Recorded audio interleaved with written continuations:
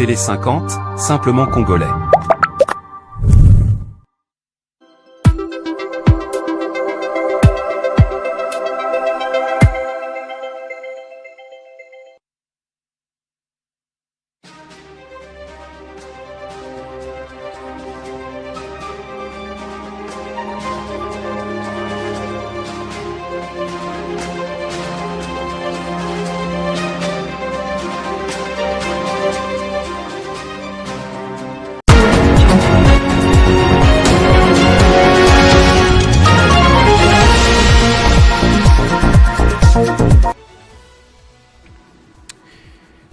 Pas de ville morte ce mercredi, a informé l'opinion publique le gouverneur de Kinshasa, Daniel Bumba, que vous suivrez dans ce journal, alors que la capitale s'apprête à vibrer au rythme d'une des grandes manifestations contre le pouvoir avec la C64.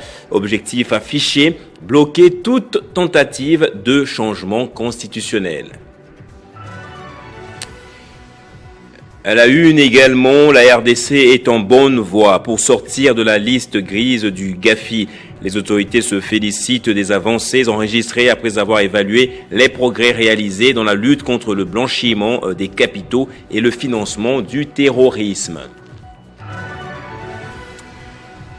Et enfin, le ministère des Transports a annoncé la réouverture de l'aéroport de Bunia, chef-lieu de l'Ituri, épicentre de la 17e épidémie d'Ebola avec effet immédiat. Cependant, les mesures de santé publique restent strictes dans les enceintes aéroportuaires et portuaires.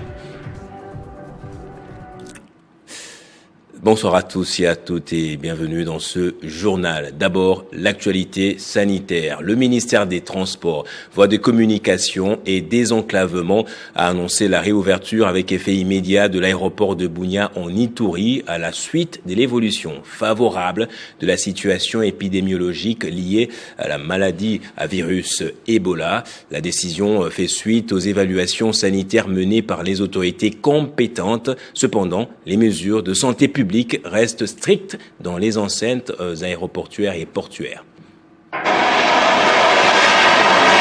L'aéroport du Bunia en chantier joue déjà un rôle crucial dans la riposte contre l'épidémie d'Ebola qui frappe l'Ituri. Sur le tarmac, un avion vient d'atterrir avec des kits médicaux destinés à renforcer les capacités de réponse des équipes sanitaires. Chaque jour, des tonnes d'équipements transitent par Bunia pour accélérer la lutte contre l'épidémie.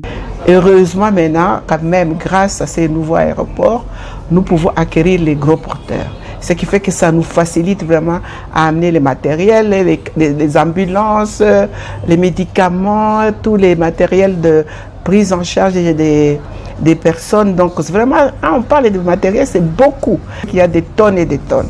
Quand un gros porteur arrive, il amène vraiment une grande quantité. Il y en a déjà eu plus de 20 qui ont descendu ici. L'OMS, l'UNICEF, PAM, tout le monde amène. Ce n'est pas n'importe quel aéroport. Nous sommes en train de partir dans un apport international.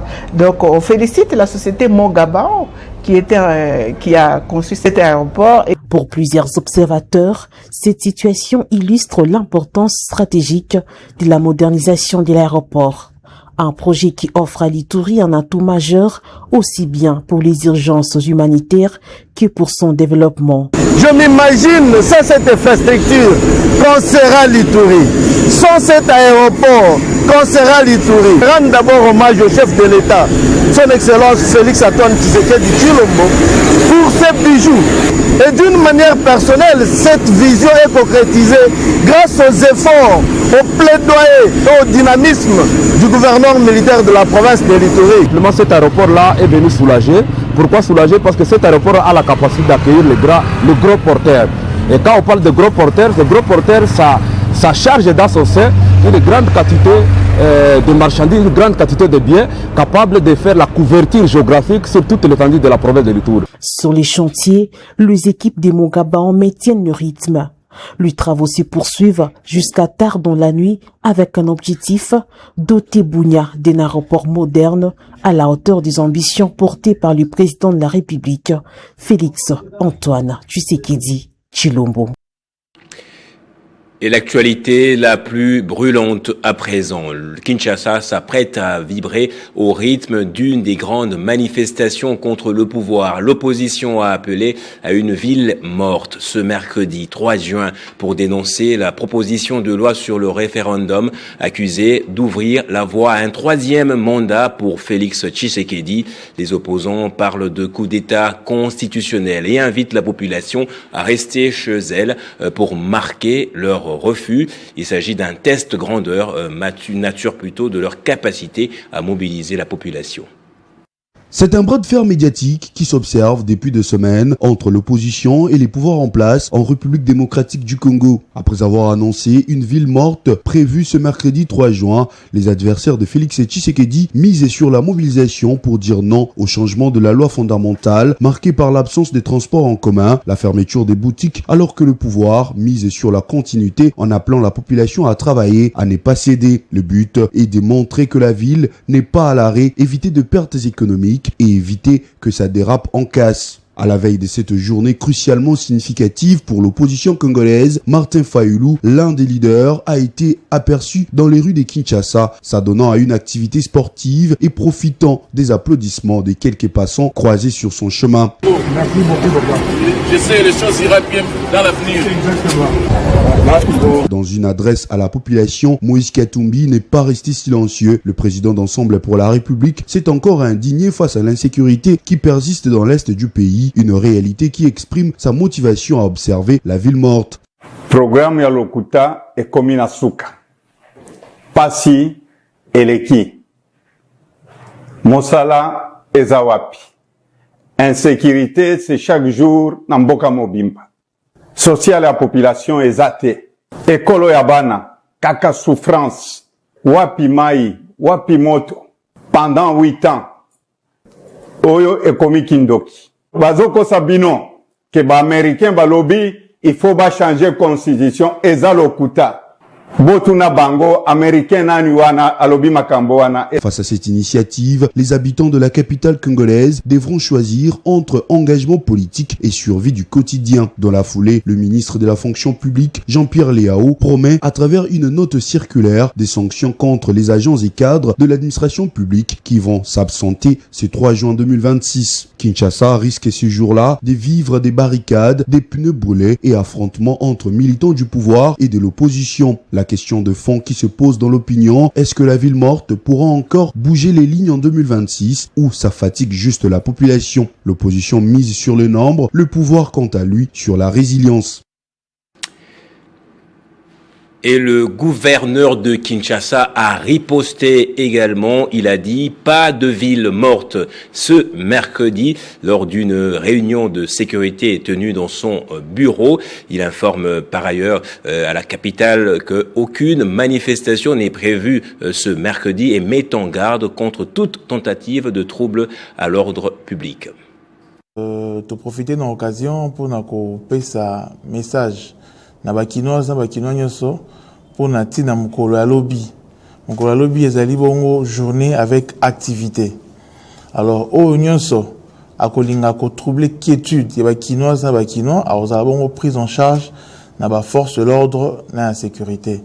Alors to sengi na bakinois nyonso ba se mouvoir en toute quiétude, en toute tranquillité parce que sécurité et kozala bongo en ordre pour nous accompagner bango. Torobagisa lisusu na ko benda matoi na établissement scolaire. Bo fungula ba école, bana ba ro école, bana ba ro sa examen parce que lobby ville eza bongo vivante. Donc to céder na pression té. Alors to profiter pe na okazo to senga na ba association ba chauffeurs et ba motocyclistes ba se déployer na tinete pour permettre à ce que mobilité ezala. Papa, maman et lingue c'est rendre na musala na yo tranquillement. Mboka isa déjà na bitumba na est. Alors te permettre que Mboka isa la paix paralysée une fois Kinshasa. Kinshasa faut en activité pour permettre biso to bon pour soutenir mukumba guerre toza nango. Na yango na bengi na bakinoise na bakinois nyonso lobby baza la bongo en activité, ba se mouvoir librement na ba occupation na bango. Et na occasion, nazali ko inviter bilenge batata pe ba maman bakozala disposé à accompagner biso na mwa salongo moko citoyenne et permettre surtout nettoyer ba pneus ba caracas de véhicules nyonso ou permettra c'est que un civique va se servir nango pona ko bebisa quiétude donc trobandango lelo to continue nango ti na week-end. Le rassemblement des compagnons d'Étienne Tshisekedi boycotte aussi l'appel à la ville morte lancé par la coalition 64 pour ce 3 juin, qualifiant les initiateurs de traîtres alliés au M23. Jean-Pierre Lisanga Bonganga appelle les Kinois à vaquer librement à leurs occupations et réitère son soutien au changement de la Constitution. Le 3 juin, c'est une journée ouvrable. Les gens doivent vaquer à leurs occupations. Nos amis avec qui nous avons été ensemble avec notre mentor, le président Étienne Tshisekedi Wamulumba, d'heureuse mémoire. Nous sommes surpris que ce sont eux qui ont trahi la mémoire d'Étienne Tshisekedi. Le président Étienne Tshisekedi en 2005 a dit clairement, une fois l'UDPS au pouvoir, nous allons avec les alliés. Les alliés, c'est nous. Les alliés, c'est tous mes frères que vous voyez là-bas aujourd'hui, c'est 64. Et ensemble, nous allons changer cette constitution. Les Congolais doivent comprendre que notre opposition est en parfaite harmonie avec AFCM 23. Alors, si un Congolais ne parvient pas à comprendre que le président Félix Tshisekedi est en train de souffrir pour faire sortir notre pays de cette situation. Tout le monde qui était là, qui a osé tenir tête à Kagame? Personne. Mais regardez ce que le président Félix est en train de faire. Il mérite soutien. Mais qu'on nous dise que demain, l'opposition a demandé aux Congolais d'aller prendre à manger chez eux. C'est une bonne chose. Tout ce que les amis sont en train de faire, c'est de la jalousie. Congolais, le matin, prends tout ton temps et va au travail. Parce que même demain, moi j'ai la haine à l'égard de Félix Tshisekedi, vous restez à la maison. Quel est le lien entre lui et vous pour rester à la maison? Donc nous lançons un appel aux Congolais de bonne foi, de bonne volonté d'aller travailler. Ça ne sert à rien, c'est comme ça que nous disons, l'analyse de nos amis, ça ne tient pas debout. Un responsable ne peut pas demander aux élèves, aux étudiants de rester à la maison. Ce n'est pas responsable. En politique toujours, le parti politique Base Républicaine a organisé lundi une nouvelle grande conférence de presse sur les sujets brûlants de l'actualité. L'échange avec les journalistes s'est articulé autour des 3 grands axes, notamment la résolution de la crise nationale, la sécurité de l'État et l'avenir constitutionnel. Son président, Hugo Zala, s'inscrit dans une logique de dialogue et qualifie d'inutile le débat actuel. Pullman Hotel, une salle comblée de militants de la base républicaine venus en grand nombre aux côtés des journalistes. Prenant la parole, Hugo Zala a présenté son cahier de charges articulé autour d'une solution à 3 niveaux, sécuritaire, économique et politique. Pour lui, le débat sur la Constitution a pris le pas sur l'occupation du pays. Le parti que je préside estime que le pays est dans une situation telle qu'il n'y a même pas opportunité de choisir un camp ou un autre. Nous savons que l'Union sacrée s'exprime pour le changement des constitutions. Aujourd'hui, il n'y a même plus les débats sur la révision. La base républicaine estime que c'est un débat qui ne doit même pas prendre de place parce que cette constitution, nous voulons qu'elle fasse fonctionner la vie de toute la nation sur toute l'étendue du territoire. Et pendant que le pouvoir public est interrompu dans une partie de notre territoire, nous ne pouvons pas parler de la Constitution avant de rétablir d'abord l'autorité de l'État. Au plan sécuritaire, la base républicaine insiste sur la création d'une zone tampon sous supervision de la MONUSCO afin de retirer au Rwanda tout alibi de menaces sécuritaires et d'offrir des garanties de sécurité de part et d'autre. J'estime que mon gouvernement, mes institutions ont le devoir et le pouvoir d'envisager toute forme de solutions possibles sans que ces solutions ne nuisent à la sécurité des autres États. Mais si le Rwanda veut utiliser comme prétexte que la République démocratique du Congo soutient, héberge et collabore avec des forces qui lui sont négatives et que la République démocratique du Congo, d'une part, n'accepte pas cela et d'autre part, dans sa souveraineté, elle est libre d'organiser la vie à l'intérieur de ses frontières, l'isolement de la zone de crise, notamment à travers la MONUSCO. La mise en œuvre de cet ensemble de solutions doit, selon le parti, passer par un dialogue inclusif dans un élan de cohésion nationale, un dialogue respectueux de la Constitution. Ni proche du pouvoir, ni dans l'opposition, la base républicaine rejette également le qualificatif de parti d'opposition. On finance à présent. La République démocratique du Congo poursuit ses efforts pour sortir de la liste grise du GAFI. Réunis à Kinshasa autour du ministre des Finances, les membres du gouvernement ont évalué les progrès réalisés dans la lutte contre le blanchiment des capitaux et les financements du terrorisme. Les autorités se félicitent des avancées enregistrées et réaffirment leur engagement à renforcer la crédibilité financière du pays sur la scène internationale.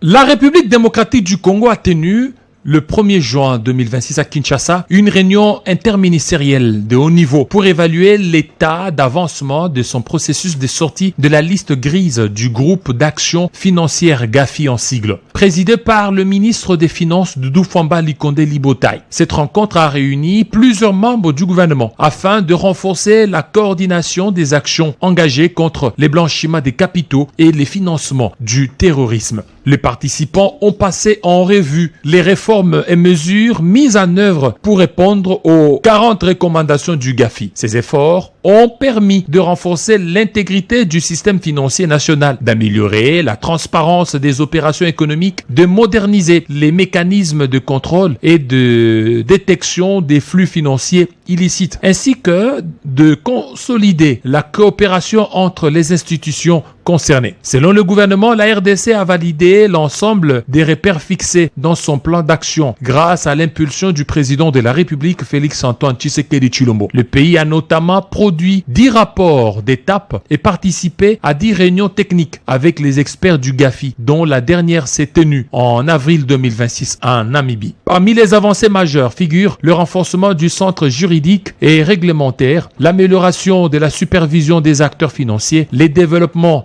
des capacités de la CNRF, l'intensification des poursuites contre les crimes financiers, ainsi que le renforcement de la coopération internationale. La RDC a également rejoint le SAAMLG et le groupe Egmont. Le gouvernement réaffirme sa détermination à poursuivre les réformes engagées afin d'obtenir la sortie définitive de la liste grise du GAFI, renforcer la crédibilité financière du pays, améliorer les climats des affaires et accroître la confiance des partenaires internationaux. On va parler santé encore une fois dans ce journal. Dans le Haut-Katanga, face aux menaces récurrentes des maladies virales émergentes, l'université de Lubumbashi a consacré une matinée scientifique aux défis posés par Ebola et le hantavirus en RDC, réunissant chercheurs, médecins, enseignants et étudiants. Cette rencontre a permis d'explorer les aspects cliniques, épidémiologiques et préventifs de ces pathologies, tout en plaidant pour une riposte multidisciplinaire fondée sur la approche One Health. Épidémie à virus Ebola et hantavirus en RDC, défis cliniques, épistémologiques et urgence d'une riposte multidisciplinaire One Health est le thème autour duquel s'est tenue la matinée scientifique organisée par l'université de Lubumbashi dans la salle Muteta de la faculté de médecine. Alerte face à la menace, le recteur de l'UNILU, le professeur ordinaire Gilbert Kishiba Fitula, a invité les scientifiques à la vigilance. Je vous présente les salutations du professeur Muyembe Tanfoum, une illustration en recherche sur la pandémie. Aujourd'hui, plus que jamais, nous sommes guidés par l'urgence de trouver des solutions à partir des facultés de médecine, de santé publique, de médecine vétérinaire, de pharmacie, pour que, à travers leurs parties prenantes aux solutions adéquates, nous puissions proposer des réponses au gouvernement de la République démocratique du Congo. Entendu le président de la République, chef de l'État, Félix Antoine Tshisekedi Tshilombo. 4 éminents chercheurs se sont succédés pour éclairer l'assistance sur les enjeux biologiques, préventifs et stratégiques de ces pathologies. Le professeur Eric Assamba a axé sa communication sur biologie, physiopathologie et immunopathologie des virus émergentes, hantavirus et ébolavirus. Dans sa communication, il a posé les bases scientifiques indispensables à la compréhension de la virulence et la prise en charge clinique de ces infections. Enchaînant les débats, la professeure Angèle Moussao a présenté l'approche épidémiologique et préventive contre Ebola. Elle a dressé une cartographie rigoureuse de la propagation de la maladie tout en insistant sur les dynamiques de transmission communautaire. Le professeur Malambalaise a proposé 10 points clés pour préparer une riposte à Ebola à Lubumbashi. L'auteur a proposé un plan d'action stratégique pour prémunir la ville de Lubumbashi contre une éventuelle crise sanitaire. Pour sa part, la professeure Philomène Lungu-Anzoual est revenue sur le protocole immunothérapeutique Bella Unilouvain. C'est par des échanges nourris que s'est clôturée cette matinée scientifique qui a réuni autorités académiques, professeurs, personnel scientifique, médecins et étudiants. Le ministre Samuel Mbemba Kabouya poursuit la politique de redynamisation des divisions provinciales des droits humains, un programme stratégique qui revêt une importance capitale pour le président de la République en matière de promotion et de protection des droits des Congolais. Le ministre Samuel Mbemba Kabouya a inauguré le bâtiment de la division provinciale du Congo central, se trouvant dans la ville portuaire de Matadi. Dans son discours devant une marée humaine, dont les autorités politiques et militaires de la province, Samuel Mbemba Kabouya a rappelé les instructions reçues du président de la République de rendre viables les divisions provinciales de droits humains, gage d'un État réellement de droit. Bien avant l'inauguration de la division provinciale, le ministre Samuel Mbemba avait lancé les séminaires de renforcement des capacités des cadres et agents publics, y compris les forces de défense et de sécurité en droits humains et en droit international humanitaire. Par ailleurs, le ministre dit attendre des participants une meilleure maîtrise des principes fondamentaux des droits humains et du droit international, une amélioration de la prévention et du traitement des violations de droits humains et bien d'autres. Cet atelier s'inscrit dans le cadre du programme national de redynamisation des divisions provinciales et de renforcement des capacités des agents publics et des forces de défense et de sécurité. Une initiative stratégique du gouvernement visant à rapprocher davantage l'action de l'État des populations et à renforcer l'effectivité du respect des droits fondamentaux sur l'ensemble du territoire national tel que nous instruit par son Excellence, Monsieur le Président de la République. Il se dénote que c'est dans le cadre du programme national de redynamisation des divisions provinciales de droits humains que le ministre s'est déplacé au Congo central, comme c'était le cas le 29 avril au Kasaï oriental et le 30 avril au Kasaï central pour le même exercice. Et puis le gouverneur du Haut-Lomami, Marmon Banza-Mouloumé, a reçu dans son cabinet de travail le consul général de Belgique venu dans le Haut-Lomami pour une visite de travail.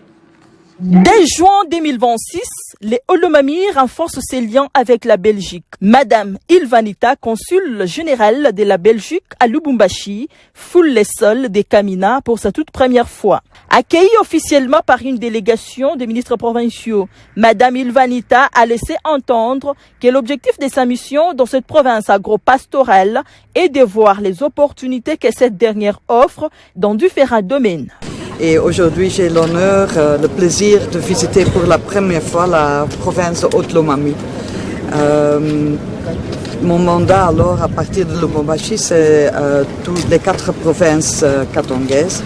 Et donc, Haut-Lomami, malheureusement, c'est la dernière province que je visite, mais il faut voir quelles sont les opportunités, connaître la province. Merci beaucoup. Dès l'aéroport, les cortèges a pris la direction du gouvernorat, où le consul Ilvanita y a présenté ses civilités au gouverneur Banza-Mouloumé Marmon. Les chefs de l'exécutif provincial a salué la marque de considération de la Belgique à la province du Olomami et a présenté les opportunités du Olomami. Quelques minutes plus tard, le chef de l'exécutif provincial, Banzamouloumé Marmon, a présidé une séance de travail avec le consul général Ilvanita en présence du vice-gouverneur, quelques ministres provinciaux et les membres du conseil provincial de sécurité.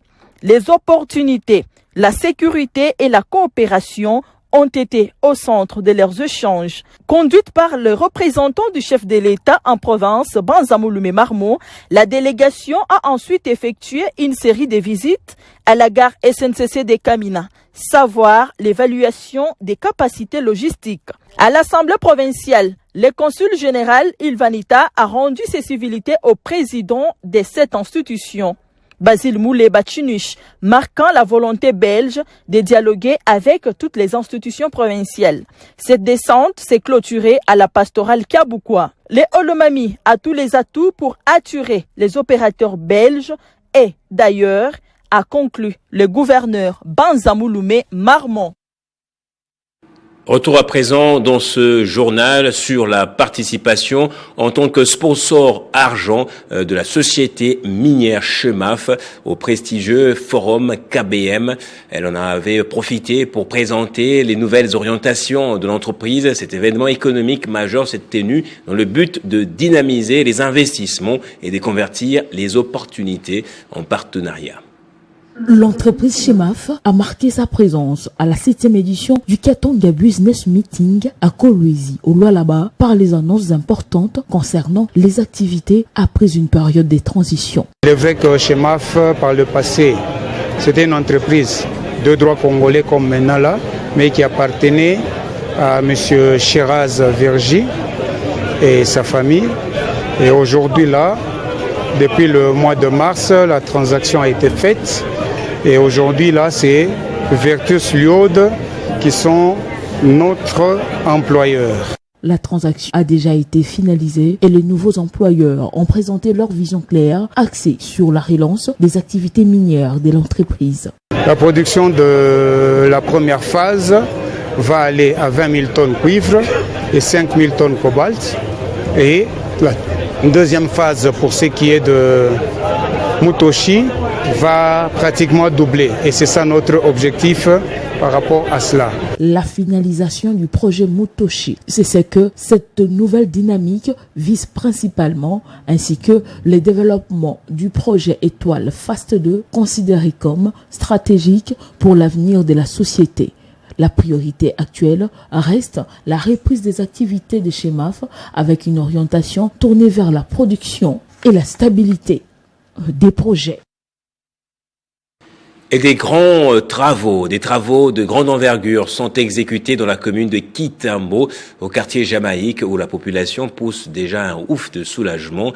C'est par exemple le cas de l'avenue Bompété, qui autrefois était le théâtre de nids de poules, des flaques d'eau et même des ordures diverses. Aujourd'hui, l'on peut constater les travaux d'assainissement ainsi que la construction en béton de l'avenue, déjà exécutée à près de 60%. Un motif de satisfaction pour la population de ce quartier qui remercie le chef de l'État par l'entremise de la société exécutante dirigée par Aaron Sefo.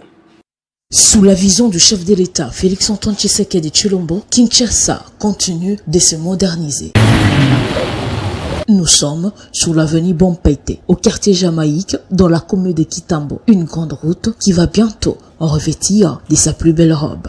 Pour parer à toutes les éventualités liées aux contraintes du temps et de la disponibilité des matériaux, l'entreprise Aaron Sefo se déploie pour couvrir, selon l'élan, en faisant face aussi aux imprévus. Les travaux de construction de cette route d'enjeu majeur évoluent plutôt bien, à la grande satisfaction d'une délégation des inspecteurs de l'IGF, du bureau technique de contrôle ainsi que de l'OVD, descendu sur le terrain pour palper l'effectivité des travaux réalisés par rapport au décaissement des fonds. 60% des travaux sont exécutés, ce qui facilite déjà la circulation de la population ainsi que de leurs biens. Le quartier Jamaïque a 54 rues.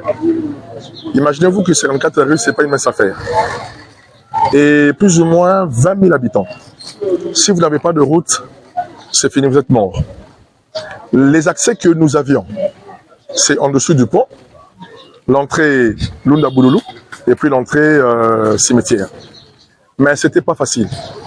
Nous avions eu des problèmes avec nos véhicules, nous avons eu des problèmes avec l'accès, parce que quand il pleut d'une manière abondante, ceux qui sont dehors, ils ne savent plus entrer. Ce même constat est fait sur le pont Louboudi, le collecteur de l'avenue Kingabwa, ainsi que sur l'avenue Mahinga, au quartier Kanlouka. Nous disons merci au chef d'État parce qu'il a pensé à nous. Donc ce que je demande aux autorités, l'OVD et le prestataire Arancef, veillez un peu, revoir ce qui se passe. Parce que la régie des eaux déjà fait passer ces tuyaux, ce qui cause aussi de problèmes, parce que la ville de Chinois est en train de travailler il y a un mois, c'est bien parce que c'est vraiment une bonne conduite qui a augmenté la pression. Mais comme on dit, je ne voudrais pas trouver des solutions en créant d'autres problèmes. Okay? Donc, ils se mettent ensemble de manière à ce qu'il y ait aider le quartier. Cette mission de contrôle va s'effectuer dans les différents sites exécutés par l'entreprise Arancefou. La population de Kinshasa soutient que la même activité d'audit soit aussi diligentée dans d'autres entreprises qui ont perçu les financements de l'État afin que la lumière soit faite dans l'exécution des travaux des infrastructures routières à travers la ville-province. Quitter Kinshasa pour conquérir l'intérieur du pays, tel est l'objectif que s'est fixé le parti politique Union des jeunes loyaux du Congo. Le président national Jean-Paul Senda et toute son équipe ont pris la route en direction du Congo central pour une tournée d'installation des fédérations de base dans cette partie du pays. Lundi 1er juin 2026, la délégation a été officiellement reçue par le ministre provincial de l'Intérieur et de la Sécurité, Jacques Okiazula. Ces derniers représentaient le gouverneur de province, Grace Kwangwa Bilolo, actuellement en mission professionnelle. Pour l'Union de jeunes loyaux du Congo, ces démarches républicaines visent un but précis, garantir le respect des lois du pays en collaborant directement avec les autorités locales dès le lancement des activités sur le terrain. Durant un entretien de plus de 30 minutes, Jean-Paul Senda a exposé les ambitions de sa formation politique au ministre de l'Intérieur. Il a notamment rappelé l'idéologie de l'Union de jeunes loyaux du Congo qui reste fermement axée sur la défense et la promotion de valeurs culturelles et citoyennes du Congo. En signe de reconnaissance pour les actions de développement menées dans la province, le leader de cette formation politique a remis plusieurs présences symboliques destinées au gouverneur Grace Bilolo, notamment un portrait officiel, un trophée de bravoure ainsi qu'un diplôme d'honneur. C'est lui chez l'État qui s'est donné le luxe de faire ça comme un cadeau à notre gouverneur du Congo central. Il voulait aussi grâce à l'œuvre. Ça a fait aussi fort au conseil. Gardons notre relation. Après l'étape protocolaire de Matadi, place désormais au déploiement stratégique sur le terrain. Jean-Paul Senda et sa suite entament dès à présent une tournée d'installation de fédérations de base dans la grande agglomération du territoire de Mwanda.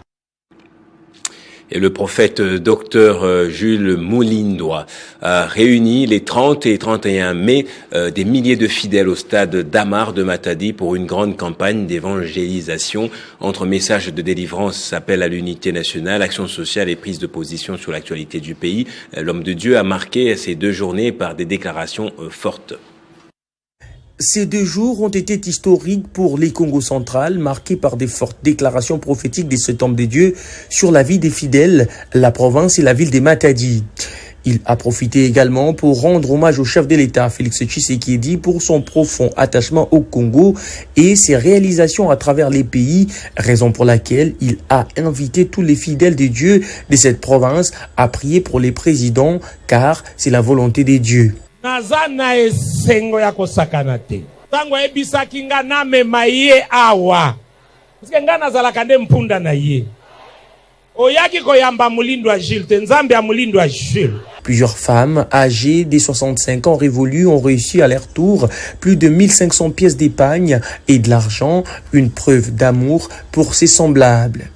Actualité oblige, les changements constitutionnels. Les représentants légaux de l'église pentecôtiste Lumière du Monde, cité des refuges, qui reste constant depuis 2013, soutient les changements de la constitution de 2006 qu'il ne cesse de qualifier d'un acte de vente du pays. Son message est passé au Congo central avec une adhésion surprenante dans les milieux des élus des dieux de cette province. Est-ce que la constitution doit répéter la constitution? On changer un mot ou bien tout est un mot? On va changer un mot, bateau la mapoko na bilolo. Changer un mot, bateau la mapoko na bilolo. À l'appel de la coalition 64 pour les 3 juin, les grands notables du Congo et Grand Prix mondial pour la paix dit non et recommandent aux Congolais d'aller s'occuper et de faire leurs affaires car le mercredi 3 juin sera vivant partout à travers les pays. Et enfin, en culture, Kinshasa devient dès ce mercredi la capitale du théâtre africain. La 12e édition du Festival international de théâtre, ça se passe à Kin, s'ouvre sous le signe de l'émergence au tarmac des auteurs. Pendant une semaine, des jeunes créateurs, des comédiens et metteurs en scène investiront plusieurs espaces culturels de la capitale. Révéler les talents de demain, c'est l'ambition affichée par les organisateurs de la 12e édition du Festival international de théâtre Ça se passe à Kin. Placée sous le thème de l'émergence théâtrale, cette édition met l'accent sur l'accompagnement des jeunes artistes dans leurs premières expériences professionnelles. Pour le directeur artistique du tarmac des auteurs, Israël Chipamba, il s'agit de créer un cadre favorable à la création, à la formation et à la professionnalisation des nouvelles générations de comédiens et d'auteurs. C'est surtout un projet que nous développons ici qui s'appelle Émergence Théâtrale. Nous accompagnons des jeunes qui veulent réaliser leur premier, deuxième, troisième spectacle dans un cadre professionnel et professionnalisant. Nous accompagnons tout le processus de création. Nous mettons à la disposition des jeunes, dans leur disposition des dramaturges, des metteurs en scène, qui jouent le rôle des regards extérieurs. Durant 7 jours, du 3 au 9 juin, le public assistera à une programmation riche composée de 10 spectacles de théâtre, dont 5 créations issues de la scène émergente, ainsi que de plusieurs concerts, lectures publiques, rencontres professionnelles et ateliers de formation. Le festival investira 3 espaces de la capitale, notamment le tarmac des auteurs, son parvis ainsi que le site des Oblats. Cette année, 6 territoires prennent part à l'événement, notamment la République démocratique du Congo, invité d'honneur, le Cameroun, la France, la Guyane, la République du Congo et le Burundi. Le coup d'envoi sera donné ce mercredi avec une œuvre qui questionne la violence contemporaine et le mal-être d'une partie de la jeunesse à l'ère du numérique. Voilà qui nous amène à prendre le rappel des titres de ce journal à présent. Pas de ville morte ce mercredi, a informé l'opinion publique. Le gouverneur de Kinshasa, alors que la capitale s'apprête à vibrer au rythme d'une des grandes manifestations contre le pouvoir avec la C64. Objectif affiché, bloquer toute tentative de changement constitutionnel. Et puis, à la une également, la RDC est en bonne voie pour sortir de la liste grise du GAFI. Les autorités se félicitent des avancées enregistrées après avoir évalué les progrès réalisés dans la lutte contre le blanchiment de capitaux et les financements du terrorisme. Le ministère des Transports a informé ou a annoncé la réouverture de l'aéroport de Bunia, de l'Ituri, épicentre de la 17e épidémie d'Ebola avec effet immédiat. Cependant, les mesures de santé publique restent strictes dans les enceintes aéroportuaires et portuaires. Et c'est par ici que va se refermer ce journal. Merci à vous tous, madame, messieurs, pour votre attention. L'actualité est en continu sur Télé 50.